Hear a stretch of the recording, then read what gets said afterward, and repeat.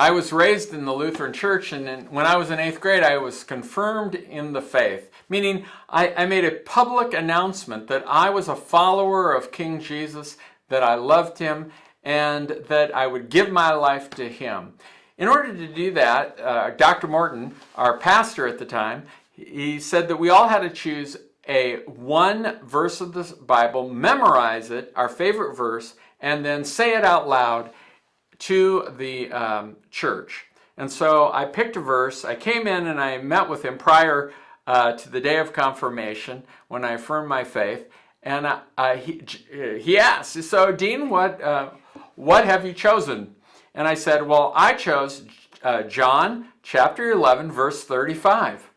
Jesus wept." And Dr. Morton said, "No way, you're going to pick another verse. You can't pick that one. That's off the list." Now, 50 years later, I am here to defend my choice. I'm Pastor Dean. Thanks for joining me here at the Lakes for Good News Reflections. It is Friday, September 18th. It's a beautiful day in Wapaka, and for chapter day, we're reading John chapter 11. Please read the entire chapter. It is a great chapter about the resurrection of Lazarus, when Jesus calls him forth out of the tomb, because Jesus is the way, the truth, and the life. But for today's reflection, I've chosen to look at John 11:35, the shortest verse in the Bible. You can memorize it right now because it is Jesus wept, period. And why? So what's this about? And I just want to say that all through John's gospel, John is revealing who Jesus truly is. Jesus, of course, according to John, Jesus is the Word of God made flesh. Jesus says in John's gospel, "I am the good shepherd. I am the bread of life. I am," in John 11, today's reading, "I am the way, the truth, and the life." Or as he says also in John's gospel, "I am the resurrection and the life." So why the shortest verse in the Bible? Jesus wept. Because Jesus truly is who he says he is. He is all of those things.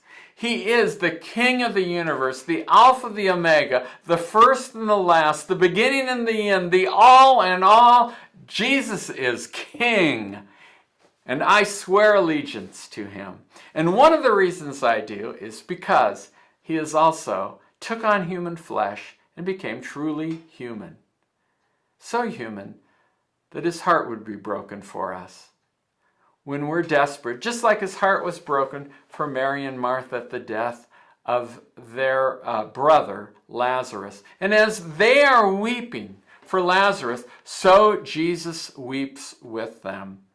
When we suffer disappointment, distress, when things don't go our way, when accidents happen, or when people do things that harm us, they break promises, I want you to know Jesus is there as the way, the truth, and the life, but he's also there because he cares.